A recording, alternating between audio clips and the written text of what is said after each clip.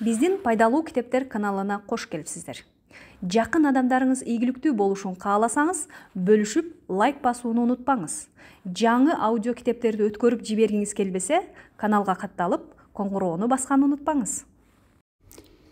2 глава. Өзүңүздүн ичиңиздеги кичине наристени сүйүңүз. Эгер сиз башка адамдар менен жакындаша албасаңыз, билиңиз, бул сиздин ичиңиздеги наристени барк албагандыктан болуп жатат. Ал коркуп калган, ооруп турат. Ага жардам бериңиз. Биз изилдей турган негизги маселелердин бири өз ичибизде жашаган, кароосуз калган кичине наристени айыктыруу. Көпчүлүгүбүз бул наристеге өтө эле көп убакыттан бери көңүл бурбай калганбыз. Сиз канча жашта болбоңуз, сиздин ичиңизде түшүнүүгө жана сүйүүгө муктаж болгон кичине бала жашайт. Эгер сиз аял болсоңуз, мейли, өз алдыңызча болуп калган, баары бир сиздин ичиңизде камкордукка муктаж болгон кичинекей кыз жашайт. Эгер сиз эркек болсоңуз, мейли, эң эле эр жүрөк, баары бир сиздин ичиңизде жылуу мамилеге жана сүйүүгө чаңкаган кичине бала жашайт. Башыңыздан өткөн бардык курактык мезгилдер аң сезимиңизде жана эс тутумуңузда жашайт. Сиз бала мезгилиңизде эгер бир нерсе оңунан чыкпай атса, сиздин жамандыгыңыздан болуп жаткан сыяктуу сезилет.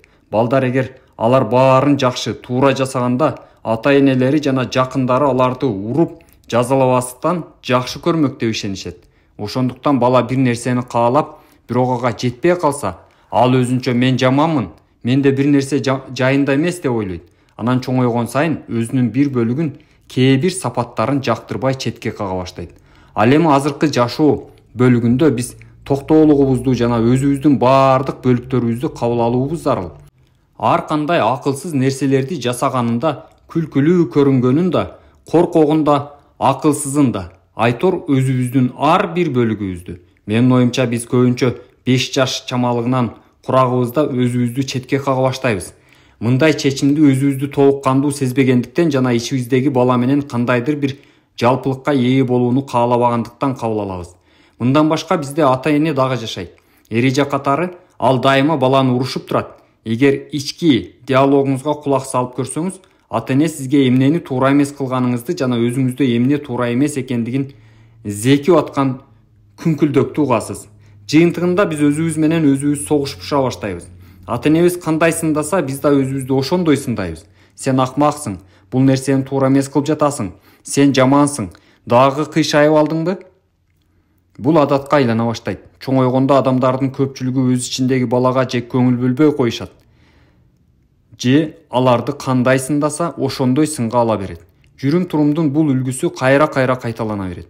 Бир жолу мен биздин ичибиздеги баланы даарылоо боюнча эң сонун китептердин автору Джон Брэдшоунун лекциясын угуп калдым. Ал биздин ар бирибизде 25 000 саатка созулган ата-эне менен сүйлөшүү кайталанып тургандай болот деп айтат. Бул убакыттын ичинен канча сааты сиздин мыкты экендигиңизди айтат. Кандай деп ойлойсуз? А канчасы сизди сүйө тургандыгын, сиздин акылдуу жана жөндөмдүү бала экениңизди бекемдейт. Сиз каалаган нерсеңиздин баарына жетип, улуу адам болгонуңузду айтат. А канча саат түрдүү варианттагы жок деген сөздөрдү угасыз.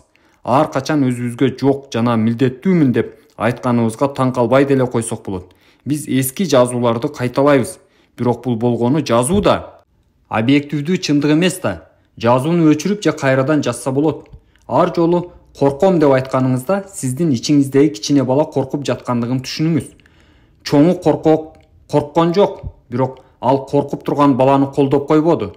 Сиздин ичиңиздеги чоң адам жана кичине бала өз ара мамиле кылууну үйрөнүшү керек. Эмне кылып жатканыңыздын баарын айтыңыз. Билем, бул акылсыздай көрүнөт, бирок жардам берет. Ичиңиздеги балага сиз дайыма анын жанында экендигиңизди, эч качан терс карап кетпей тургандыгыңызды жана жакшы көрө тургандыгыңызды түшүндүрүңүз. Мисалы, эгерде сизди бала чагыңызда ит тиштеп алган болсо, сиз чоңоюп өзүңүзгө ишенимдүү адам болгондо да ичиңиздеги кичине бала иттен корко берет. Көчөдө баратып кичине итти көрүп калсаңыз, ичиңиздеги бала «Ит, ал мени тиштейт, оорутат» деп дүрбөлөңгө түшөт. Сиздин ичиңиздеги ата-эненин балага баары жайында, мен эми чоңойдум, мен эми сен үчүн кам көрүп, итке тиштетпеймин, сен корко турган эми эч нерсе жок деп айтуу үчүн эң сонун мүмкүнчүлүк. Өзүңүздүн ичиңиздеги кичине бала менен сүйүп турган ата эне катары сүйлөшө баштаңыз. Өткөндүн жараатынан айыгыңыз.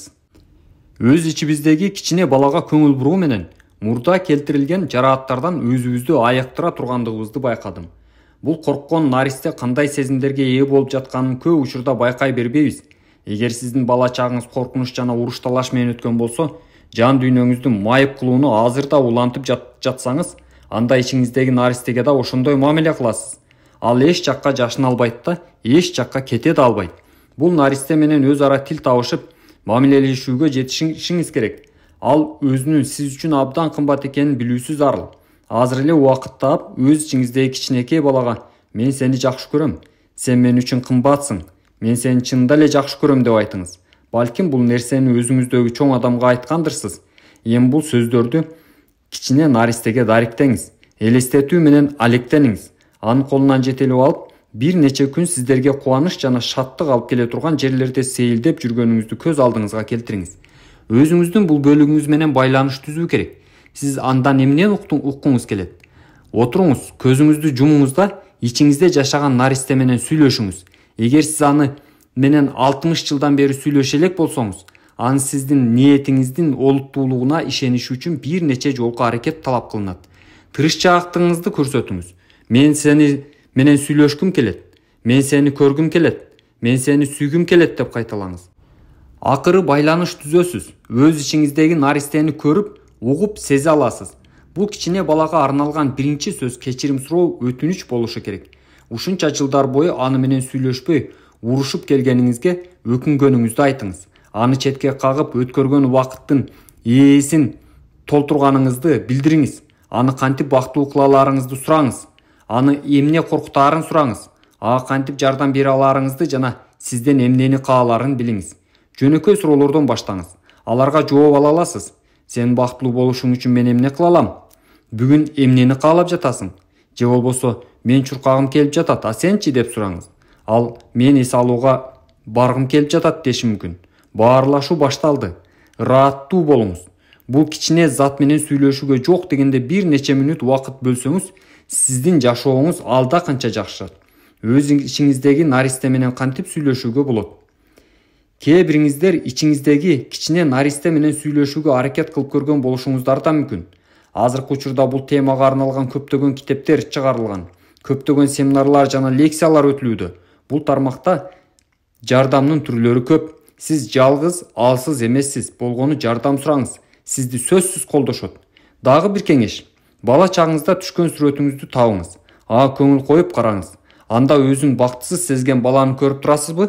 Же бактылуу болгонбу? Кандай болбосун аны менен мамиле түзүңүз. Корккон баланы көргөнүңүздө андан эмнеден коркуп жатканын сурап, ал өзүн жакшы сезиш үчүн бир аракет кылыңыз.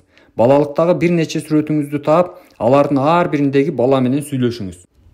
Өз ичиңиздеги наристе менен күзгү аркылуу сүйлөшүүдө абдан пайдалуу. Эгер кичинеңизди эркелеткен атаңыз болсо, сүйлөшүүдө аны колдоңуз. Жүз арчы даярдап коюңуз, керек болуп калышы мүмкүн.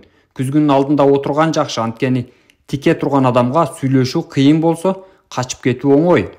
Мындай кылбаңыз, отуруңуз да баарлашууну баштаңыз. Жазуу түрүндө сүйлөшүүгө аракет кылып көрсөңүз да болот. Өзүңүз үчүн көп кызык нерселерди ачасыз. Ар түрдүү түстөгү 2 калем алыңыз. Бирөөнү адатта жазган колуңузга кармаңыз. Аны менен наристеге бере турган суроолоруңузду жазасыз. Башка колуңуз менен наристенин ошол суроолорго жооп жазуусуна жол бериңиз. Бул абдан кызыктуу. Суроону жазып жатып, чоң адам жообу мага белгилүү деп ойлонот. Бирок калем башка колго тийгенде сиз көбүнчө өзүңүз күтпөгөн нерселерди жазасыз. Дагы бирге сүрөт тартса болот. Бала чагыңызда сизге тыкан болуп, сызыктардын дааналыгына көңүл бөлүшү керек деп айтканга чейин ар кандай нерселерди тартып жана сүрөттөрдү боёгонду жакшы көрсөңүз керек. Кайрадан сүрөт тарта баштаңыз.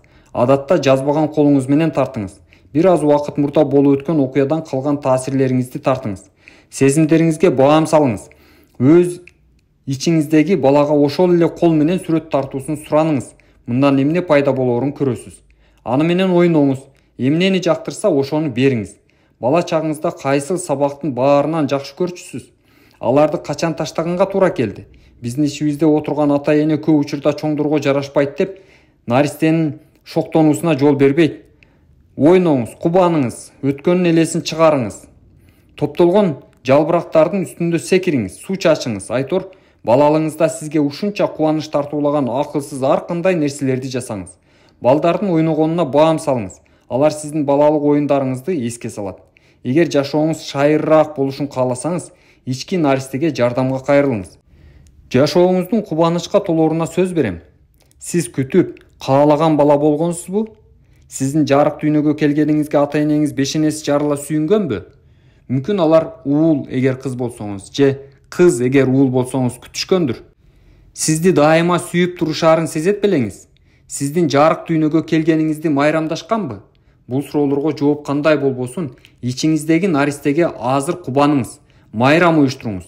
Наристе жарык дүйнөгө келгенде тосуп алган бардык сонун сөздөрдү айтыңыз. Бала чагыңызда ата-энеңизден алар айтпаган жүрөккө сактала турган сөздөрдү уккуңуз келчү беле? Ошол сөздөрдү ичиңиздеги наристе эми өзүңүз айтыңыз. Бул сөздөрдү күзгө карап, күнүгө кайталаңыз. Бир ай бою ар бир күнү кандай жакшы өзгөрүүлөр болгонун өзүңүз байкайсыз. Эгер ата-энеңиз ичкиликке берилип, ырайымсыз мамиле кылышкан болсо, аларды соо жана ак көңүл кылып элестеткен медитация жасаңыз. Наристе өзүңүзгө көп жылдан бери жетпей келген өзүнө керек нерселерди бериңиз.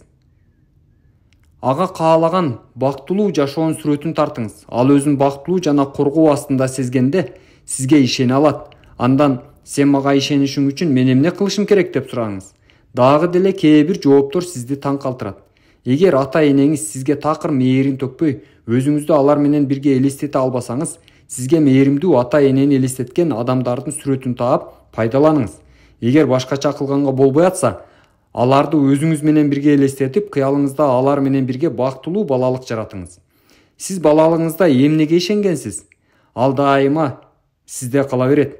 Эгер ата-энеңиз сизди катуу тартипте тарбиялап, сиз көп мамилеге келбей, өзүңүзгө көп талап койсоңуз, демек ичиңиздеги наристе мурдагыдай эле ата-энеңиз мээңе сигирип койгон эрежелерден чыга албай жүрө берет. Ар бир кетирген катаңыз үчүн өзүңүздү жемелей бербеңиз. Наристе да коркок болуп калат. Бүгүн мени дагы бир себептен жемелейт экен деп ойлонот. Ата-энелерибиздин баам салбай жасаган нерселери баары өткөн күн. Биз азыр өзүбүз ата-энебиз. Эми баамда биш аракет кыла алабыз. Эгер өзүңүздөгү наристеге сүйүү талкуулоону каалабай жатсаңыз, демек эски таарынычтарга такалып калгансыз. Бул ар дайым кимдир бирөөнү кечирбей жүрөсүз дегенди түшүндүрөт. Анын ким экендиги балким өзүңүзсүз түшүнүп, кандай гана болбосун таарынычтан арылууга аракет кылыңыз. Эгер азыркы учурда өзүңүздөгү балага жакшы көңүл бурбасаңыз, ата-энеңизди жетиштүү мээрим төкпөгөн деп күнөөлөй албайсыз. Алар ошол убакыттагы өздөрүнүн эстөөлөрүнүн жана түшүнүктөрүнүн чегинде иш аракет кылышкан. Кимдин үйүндө үй жаныбары бар болсо, сиз үйгө кайтканда алар менен жолугушуу кубанычы тааныш. Жаныбарга сиз эмне кийип алгансыз? Жашсызбы, каарып кеттиңизби, бүгүн канча акча таптыңыз баары бир. Ал үчүн эң маанилүүсү сиздин анын жанында болгондугуңуз. Ал сизди эч кандай шартсыз эле сүйөт. Өзүңүзгө ушундай мамиле кылыңыз. Жарык дүйнөдө жашап жатканыңызга кубаныңыз. Өзүңүз менен сизге өмүр бою жашаганга туура келет. Эсиңизде болсун. Эгер сиз өзүңүздү өзүңүз сүйө албасаңыз, башка адамдар үчүн сизди сүйүү кыйынга турат. Өзүңүздөгү баардык нерсени эч кандай шартсыз, кең жүрөктүүлүк менен кабыл алыңыз. Сиз ар тараптуусуз. Достук жана нике. Бул эң сонун, бирок алар түбөлүктүү эмес. Бүтпөгөн нерсе бул жалгыз гана өзүң менен болгон байланыш. Өзүңүздүн ичиңиздеги үй бүлөнү, наристени, жаш баланы, чоң адамды сүйүңүз. Өзүбүздүн ичибиздеги наристени сүйүп, кабыл алмайынча биз бири-бирибизди чындап сүйүп кабыл ала албайбыз. Бул өзүн адашкандай сезген бала канча жашта? 3, 4, 5. Адатта 5тен чоң болбойт. Анткени бала көбүнчө ушул жашта көп ачылбай, түнт боло баштайт. Бул баланы колунан алып, мээрим төгүңүз. Өзүңүз жана ушул наристе үчүн керемет жашоо жаратыңыз. Өзүңүзгө мен өзүмдөгү наристени сөзсүз түрдө жакшы көрөмүн, сөзсүз деп айтыңыз. Сизди ааламда колдоого алат. Өзүңүздү жана наристени кантип айыктыруунун жолу ачылат. Эгер биз айыккыбыз келсе, анда өз сезимдерибизге тыңшап кулак салганды, алардын жашыруун жактарын көргөндү каалашыбыз керек. Эсиңизде болсун, улуу күч биздин аракеттерибизди дайыма колдоого алат. Сиздин бала чагыңыз азаптуубу? Кереметпи? Кандай гана өтпөсүн, эми өзүңүздүн жашооңузга сиз жалгыз сиз гана жоопкерчиликтүүсүз. Ата энеңизди жаман чөйрөнү каалаганча күнөөлөй аласыз. Бирок мындан эмне пайда табасыз? Курмандыктын ролуна гана чөмүлөсүз. Ал эми бул сиз жеткиңиз келген жакшы жашоого жетүүгө эч кандай жардам бербейт. Сүйүү мен билгенден өткөндөн айыгуунун эң жакшы дарысы. Сүйүү жүрөктө так калтырган оор элестөөлөрдү да өчүрө алат. Анткени ал эң терең сезим. Эгер сиз өткөндү дагы деле айкын элестетип, баарына ушулар күнөөлүү деген оюңузду бекемдей берсеңиз, демек ордуңуздан жыла албай турасыз. Жашооңузду эмнеге толтуруңуз келет? Айтыңызчы, азаптануугабы же кубанычтаргабы? Тандоо өзүңүздө, күч да өзүңүздө. Өзүңүздүн көзүңүзгө тике караңыз.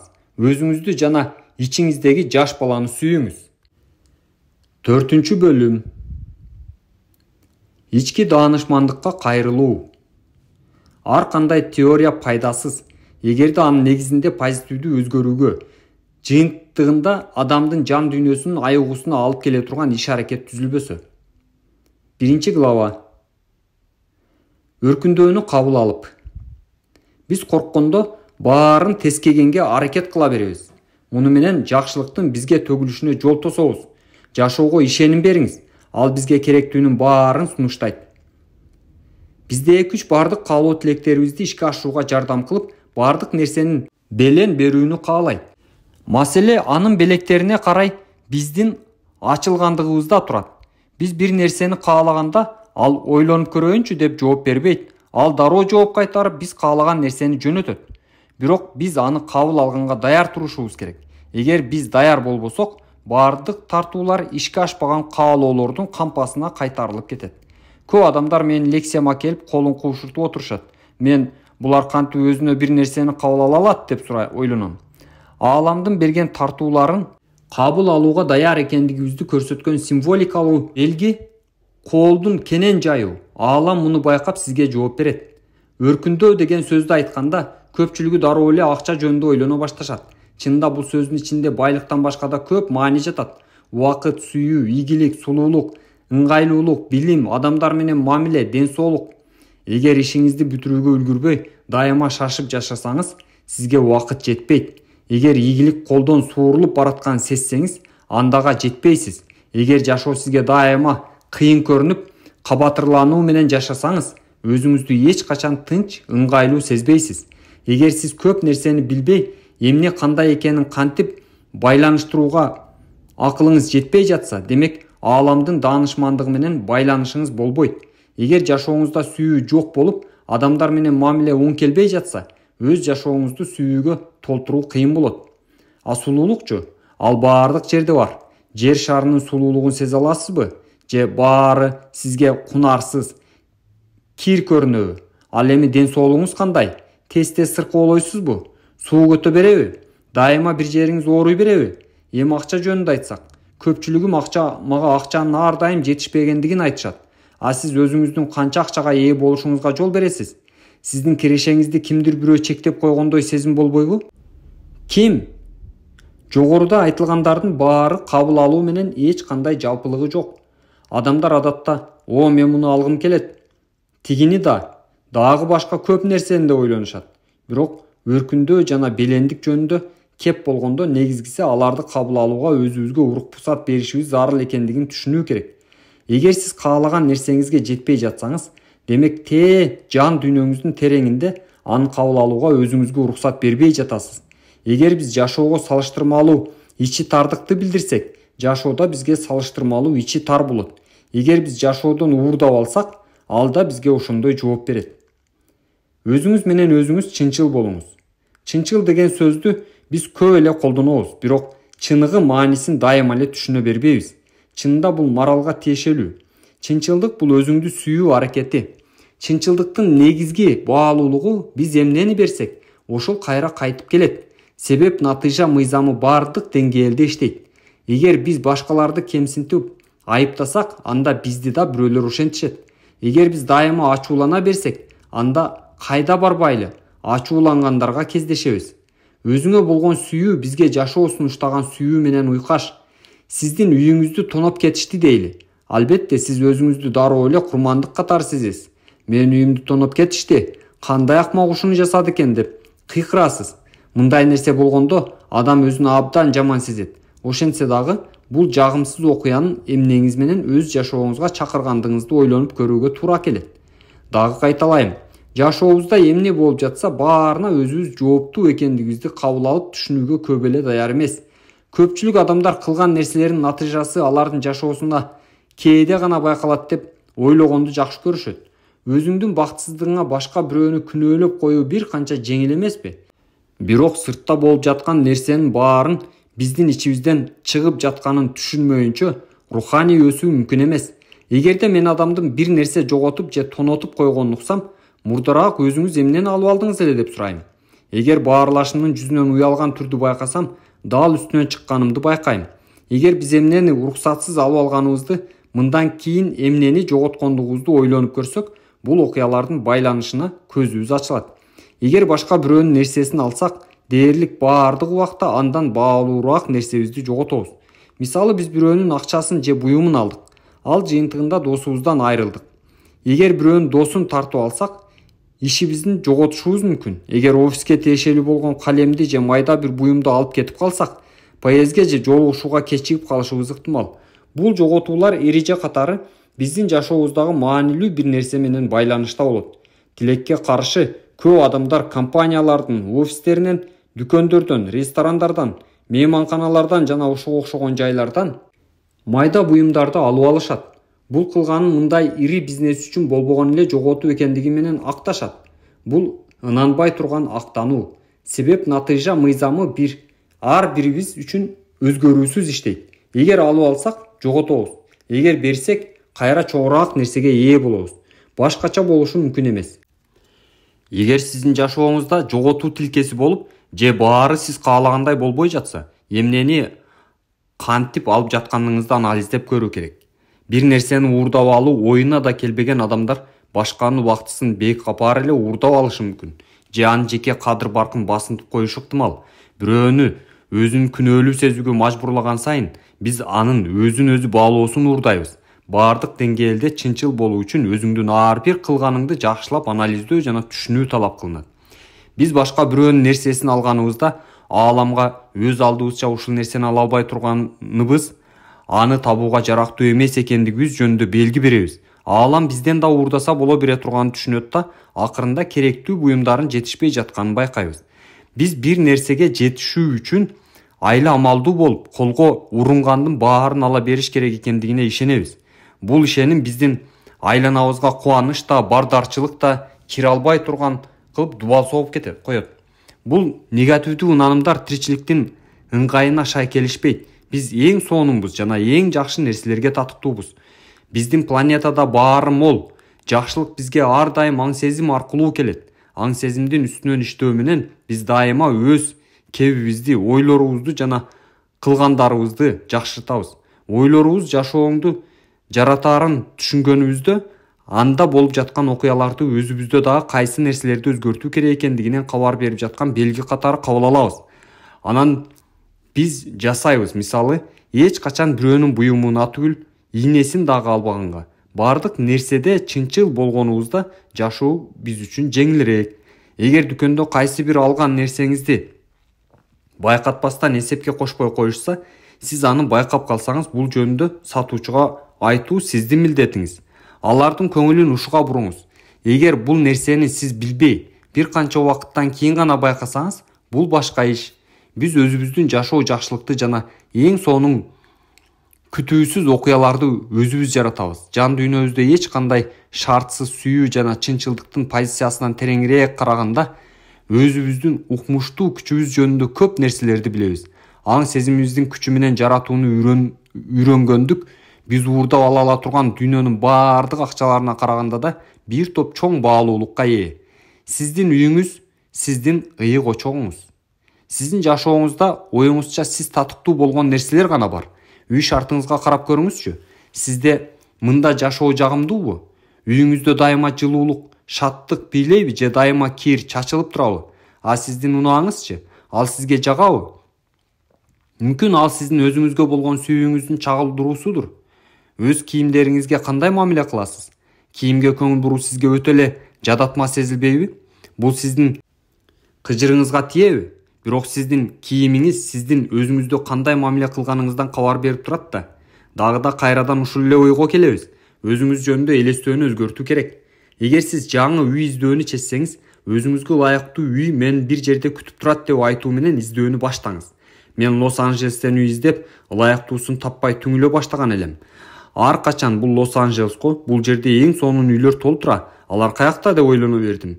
Мен издегеним 6 айдан кийин гана таптым. Үй чынында эле укмуш сонун эле. Мен издеген убактарда бул үй курулуп жаткан экен. Курулуш бүткөндө мен аны таптым. Ал куд эле мени күткөндөй. Сен бир нерсени издеп, бирок таппай атканыңда анын жүйөлүү себептери бар экенин түшүндүрбөйбү? Эгер азыркы жашап жаткан үйүңүздүн жакпагандыгынан улам алмаштырууну кааласаңыз, башпаанек болгон үчүн ага ыраазычылыгыңызды билдириңиз. Эгер ага болгон сүйүүңүздү билдирүү кыйын болуп жатса, өзүңүзгө эң жаккан бөлүктөн, мисалы, уктоочу бөлмөңүздүн бурчунан баштаңыз. Ушул кепени көргүм жок деп айтпаңыз. Антсеңиз сүйүктүү жайды эч качан таппайсыз. Эң сонун жаңы үйдү кабыл алууга өзүңүздү даярдоо үчүн өзүңүздө бир нерсени сүйүңүз. Эгер үйүңүздө батыраң болсо, жакшылап жайгаштырыңыз. Анткени сиздин үйүңүз сиздин чагылууңуз эмеспи? Сүйүүгө толгон мамилелер. Мен Коннектикут штатынан чыккан онколог дарыгер Бернин Сигалдын чоң көрманымын. Ал сүйүү, медицина жана кереметтер деген китеп жазган. Доктор Сигал көп нерселерди өз ооруларынан үйрөнгөн. Сиздер менен эч кандай шартсыз өзүңдү сүйүү боюнча анын ойлору менен бөлүшкүм келет. Көп адамдар, өзгөчө рак менен ооругандар, алардын кандайдыр бир жаман кемчиликтери, жетишпестиктери бар деген ишеним менен чоңоюшкан. Алардын оюнда жок дегенде кимдир бирөөнүн сүйүүсүнө татыктуу болуш үчүн бул кемчиликтерди жашыруу керек. Аларга дайыма башкалар аларды жактырбагандай, сүйүүгө татыктуу эместей сезилип, чыныгы өзүн көрсөтсө, өмүр бою жалгыз калчудай сезиле берет. Мындай адамдар бирөө менен эч качан сырдашпайт. Ичинде боштукту сезип, бардык жеке жана иш мамилелерин бул боштукту толтура турган нерсе катары карашпайт. Алар бир сыйлык алганда гана сүйүүгө макул. А бул болсо, ындының өчүп, духуң түшкөндү андан да күчөтөт. Бул кайра кайталана берет. Мен лекцияларымды окуп бүтүп, аягында суроо берүүгө убакыт бергенимде, алардын бирөөсүн эртелеп эле билем. Адамдар менен узак жана бекем мамилени кантип түзүүгө болот? Адамдар менен болгон баардык мамиле биз үчүн маанилүү. Анткени алардан биздин өзүбүз жөнүндөгү ойлорубуз чагылып турат. Эгер сиз өзүңүзгө ырайымсыз болуп, жашооңуздагы баардык жаман нерселер үчүн өзүңүздү айыптай берсеңиз, же ар дайым өзүңүздү шарттын курмандыгы катары кабыл алсаңыз, демек баамдабай туруп эле жашооңузга бул ынанымдарды бекемдеген адамдарды жана мамилелерди чакыра бересиз. Бир жолу бир аял мага аны абдан сүйүп, кам көргөн адам менен мамиле куруп жатканын айтып калды. Ошентсе да аял анын сезимдерин дайыма текшергиси келе берчү. Мен андан анын сүйүүсүнөн күмөн келтирүүнүн эмне кереги бар деп сурандым. Мен өзүмдү анча жакшы көрбөйм, ошондуктан өзүмө анын сүйүүсүнө татыктуу эместей сезиле берем деп жооп берди. Мен ага күнүнө 3 жолу күзгүнүн астына колун жайып туруп, сүйүү мага киришин каалайм. Муну мен үчүн эч кандай коркунучу жок деп кайталанышына кеңеш бердим. Андан кийин ал өз көзүнө карап туруп, мен сүйүүгө татыктуумун. Сүйүүгө татыктуу болбосом да, мен аны каалайм деп айтышы керек эле. Жашоодо жакшы нерселерден аны мүмкүн эмес деп ойлогон үчүн гана баш тарткан учурларыбыз канча? Мисалы, сиз турмуш кургуңуз келип, же узак бекем мамиле түзгүңүз келип жатат. Азыр жолугушуп жаткан адам сиз түгөйүңүздөн көргүңүз келген 4 сапаттын экөөсүнө ээ. Максатка жетүүгө жакын калганыңызды сезип турасыз. Анан эле анын кайсы бир сапаты жетишээрлик өнүкпөгөнүн байкап, же болбосо тизмеңизге бир талап кошулуп калды. Акыры келип бирөөсүнө токтолуу үчүн бир топ талапкерлерди сындап өткөрүшүңүз мүмкүн. Мунун баары сиздин өзүңүздү канчалык сүйүүгө татыктуу деп эсептегениңизден көз каранды. Ал эми улуу күч сиздин чындап сүйгөн адамдар менен кучакташына, ар бир таанышыңыз сиздин жашооңузга жакшылык гана алып келишине ишенсеңиз, анда сиздин жашооңузда адамдар менен болгон дал ушундай гана мамилелер болот. Көз карандылык мамилеси. Көпчүлүгүбүз үчүн адамдар менен болгон мамиле жашоодогу негизги нерсе. Сиз балким өмүр бою сүйүү издеп жүргөндүрсүз. Бирок эмне үчүн мынчалык сүйүүнү каалаганыңызды түшүнмөйүнчө, анын аркасынан кууган пайдасыз, биз көбүнчө эгер мени бирөө сүйгөндө менин жашоом алда канча жакшы болмок деп ойлонобуз. Жеке мамилелерди түзүүдө талаптарыңызды жазууну сунуштайм. Өз ара ишеним, тамашакөйлүк, ачыктык жана башка ушул сыяктуу. Өз тизмеңизди көңүл коюп үйрөнүңүз. Балким бул талаптарга жооп берүү мүмкүн эместир. Алардын кайсынысын өзүңүз аткара аласыз? Сүйүү муктаждыгы менен сүйүүгө чаңкоонун ортосунда өтө чоң айырма бар. Эгер сизде сүйүүгө чаңкоо жашаса, демек сизге өзүңүз үчүн эң баалуу адамдын сиздин сүйүүңүз жана жактырууңуз жетишпейт. Анан сиз көз карандылык мамилесин курасыз. Бул түгөйлөрдүн бирине да эч кандай пайда алып келбейт. Биз башка бирөө аркылуу өзүбүздү таанытууга аракет кылсак, биз андан көз карандыбыз. Бирөөнүн биз үчүн кам көрүшүнө үмүттөнсөк, дагы ошол адамдан көз карандыбыз. Кыйын шартта жашаган үй бүлөлөрдө чоңойгон адамдардан көз карандылык адатын үйдөгүлөрдүн жашоо мүнөзүнөн өздөштүрүп алышкан. Мен өзүм көп жылдар бою өзүмдүн толтура кемчиликтерим бар экендигине көңүл буруп, ар жерден жактырууну жана сүйүүнү издей берчүмүн. Эгер өз эркиңизге башканы көндүрүүгө аракет кыла берсеңиз, балким мамилелериңизди колго бекем алууга аракет кыласыз. Тескерисинче, өзүңүздүн жүрүм-турумуңуздун ички үлгүсүн өзгөртүүгө аракет кылсаңыз, баары жакшы болот. Күзгүнүн алдында туруңузда бала чагыңыздан адамдар менен мамиле кылууга терс таасир эткен терс бекемдөөлөрдүн баарын эстеңиз. Ойлонуп көрүңүзчү, бул бекемдөөлөрдү дагы деле кайра-кайра элестетип жүргөн жоксузбу? Эми бала чагыңыздагы оң бекемдөөлөрдү эстеңиз. Алар сиз үчүн терс бекемдөөлөр сыяктуу эле чоң мааниге ээ. Өзүңүзгө терс бекемдөөлөр мындан ары кереги жок экендигин билдирип, аны жаңы позитивдүү аффирмациялар менен алмаштырыңыз. Аларды кагаз бетине жазып, дайыма көрүп туруу үчүн көрүнүктүү жерге илип койсоңуз болот. Өзүңүзгө чыдамдуу болуңуз. Өзүңүзгө тырышчаактык менен жаңы бекемдөөлөрдү сиңире бериңиз. Ушунча узак убакыттан бери жашап келген терс бекемдөөлөрдү жеңүү үчүн аларга убакыт керек. Мен өзүм деле жаңы үлгүлөр тамыр алганга чейин эскисине көп жолу түшө бергенмин. Эсиңизде болсун, сиз өзүңүздү өзүңүз тааныта алганда бирөөгө мындай муктаж болуп, аларды мынчалык көз каранды болбой каласыз. Баары өзүңө болгон сүйүүдөн башталат. Эгер сиз өзүңүздү чындап сүйсөңүз, сизге таянууга боло турган токтоо бүтүн адам болуп каласыз. Үй бүлөдө жана жумушуңузда эң сонун мамилелер түзүлөт. Ар кандай жагдайларга жана сизди курчаган адамдарга жаңыча реакция жасап калганыңызды байкайсыз. Мурда ушунчалык маанилүү көрүнгөн нерсе эми өз маанисин жоготот. Жашооңузда жаңы таанышуулар пайда болуп, эски кээ бир мамилелер үзүлүшү мүмкүн. Алгач бул нерсе коркутушу мүмкүн. Ошол эле мезгилде өзүнүн сонун жаңылыгы менен толкундатат. Баарлашуудан эмне алгыңыз келгенин түшүнгөн соң, адамдар арасында көбүрөөк болууга аракет кылыңыз. Эч ким сиздин эшик алдыңызга капыстан эле пайда болуп калбайт да. Жашоомдогу эң сонун жаңы кубулуштар үчүн ар дайым ачыкмын. Мен аларды кабыл алууга дайым даярмын деген сыяктуу аффирмацияларды айтууну сунуштайм. Ачык болуңуз, кабыл алууга даяр болуңуз. Аалам жооп кайтарып, сизди сыйга бөлөйт. Сиз өзүңүз үчүн жаңы мыйзамды ачасыз. Өзүңүздү канча көп сүйсөңүз, өзүңүзгө болгон сый-урматыңыз ошончолук бийик болот. Өзүңүз үчүн зарыл деген ар кандай өзгөрүүлөр алардын сиздин жашооңузга пайда алып келишине ишенсеңиз, сиз үчүн жеңил өтөт. Сүйүү эч качан бизден сыртта жашабайт. Ал дайым иште. Канчалык көп сүйсөңүз, ошончолук сүйүүгө татыктуусуз. Акча жөнүндө эмнелерди ойлойсуз? Жашоо үчүн зарыл нерсени жоготуп алуу коркунучу адатта бала чактан тамырлап калат. Менин семинарларыма катышып жүргөн бир аял өзүнүн бай атасын жакырданып калуудан дайыма коркуп жашагандыгын айтып калды. Ал өз кызына бул коркунучту тарбиясы аркылуу өткөрүп, аял дайыма кам көрө турган эч ким жок деген коркунуч менен өскөн. Анын атасы бүт үй бүлөнү коркунучта кармап, күнөөлүү сезүү сезими аркылуу аларды башкарган. Бул аял дайыма бай турмушта жашаса да, акчага эч качан коркпой, жеңил мамиле кыла алчу эмес.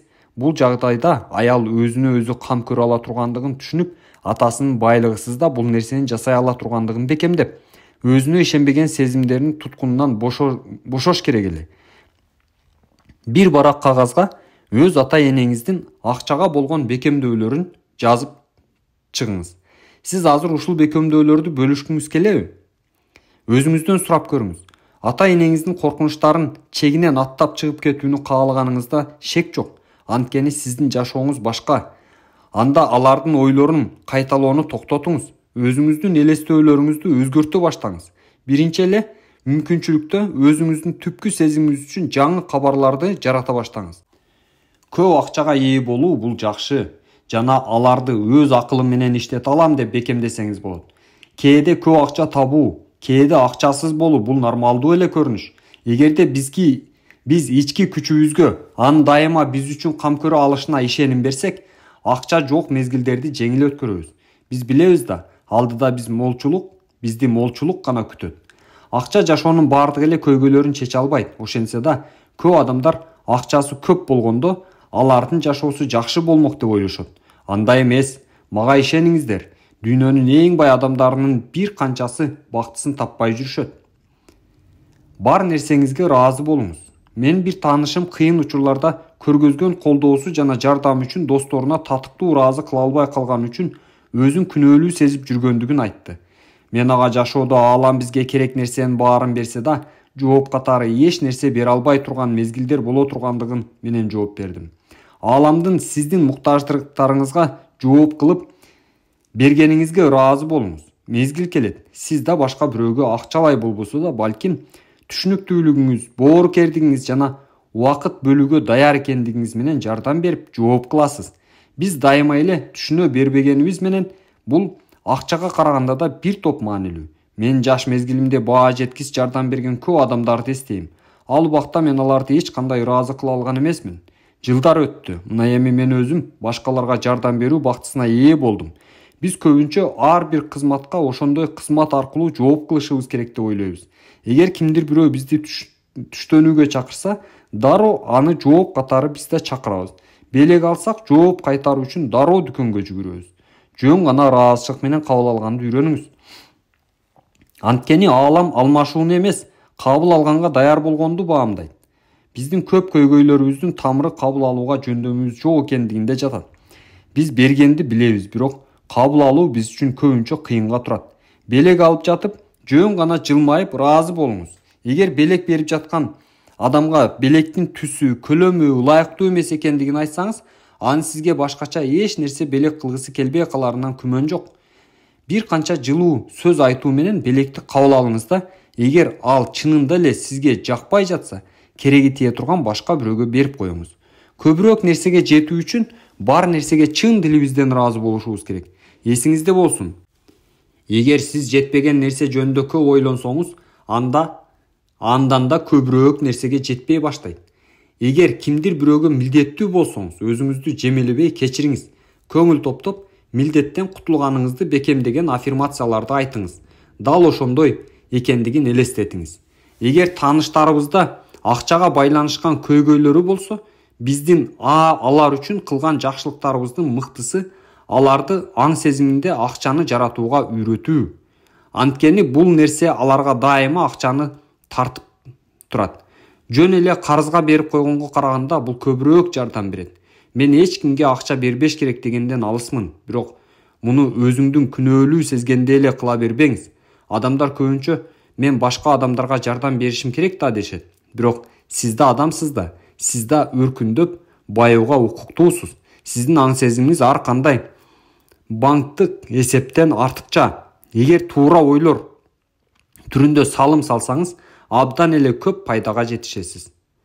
Кайрымдуулук кылуу. Акчаны чакыруунун дагы бир жолу бул садака берүү. Кайрымдуулук кылуу байыртан эле колго алынып келген. Мен муну жашоонун карызын кайтаруу деп атагым келет. Биз бул нерсени жасаганыбызда биздин кирешелер өсө баштайт. Көп учурда адамдар акчам көбөйгөндө кайрымдуулук кыла баштайм деп айтышат. Бул мен муну эч качан кылбайм дегенди түшүндүрөт. Эгер кайрымдуулук кылуу ниетиңизде болсо, дал ушул учурдан баштаңыз. Эгер сиздин максатыңыз ордуна көбүрөөк киреше алуу гана болсо, анда сиз эч нерсени түшүнгөн жоксуз. Эч кандай талап, ою жок бериш керек. Жашоо мага берешен экенин сезип турам. Кубануу менен ага колумдан келгенин беремин. Жашоодо молчулук өкүм сүрөт. Ал сиздин колдонушуңузду гана күтүп турат. Эгер сиздин кызматыңызда сиз корото алгандан көп акча бар экендигин, тааныштарыңыздын сиз ойлогондон алда канча көп боло ала тургандыгын, жашооңузда сиз элестеткенден алда канча көп кубанычтуу окуялардын болушун түшүнгөнүңүздө, жашооңузда сиз каалаган нерсенин баары болмок. улуу күчкө өзүңүз үчүн жакшылык сурап кайрылганда аны алышыңызга ишениңиз. Өзүңүз жана башкалар менен чынчыл болуңуз. Майда чүйдөлөрдө да алданбаңыз. Аягында бул сизге каршы чыгат. Бул дүйнөдөгү баардык нерсени жараткан улуу күч сизге ооба дейт. Жашооңузда бир нерсе болгондо аны четке какпастан сиз да ооба деп жооп бериңиз. Жакшылыкка карай өзүңүздү ачыңыз. Бүткүл дүйнөгө ооба деңиз. Сиздин мүмкүнчүлүктөрүңүз, сиздин жакшылыктарыңыз 100 эселеп көбөйөт.